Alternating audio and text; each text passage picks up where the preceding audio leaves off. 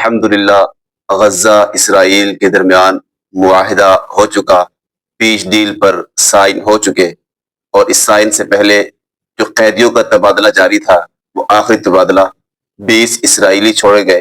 ان کے بدلے میں الحمدللہ اہل غزہ کے، فلسطین کے 1966 قیدیوں کو رہا کیا گیا،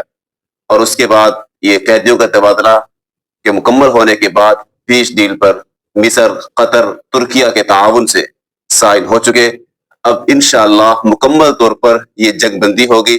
اب کوئی اس معاہدہ کی خلاف ورزی نہیں کرے گا۔ کچھ لوگ کہہ رہے ہیں پہلے بھی یہ جنگ بندی ہوئی تھی لیکن اسرائیل نے خلاف ورزی کرتے ہوئے پھر دوبارہ اٹیک کر دیا تھا، تو وہ لوگ یاد رکھیں تب پیس ڈیل ان کے درمیان نہیں ہوئی تھی اور اس پر سائن نہیں ہوئے تھے، اور وہ عارضی جنگ بندی تھی۔ جب وقت مکمل ہوا تو اسرائیل نے حملہ کیا تھا۔ اب یہ پیس ڈیل پر سائن ہو چکے، مکمل جنگ بندی ہو چکی ہے،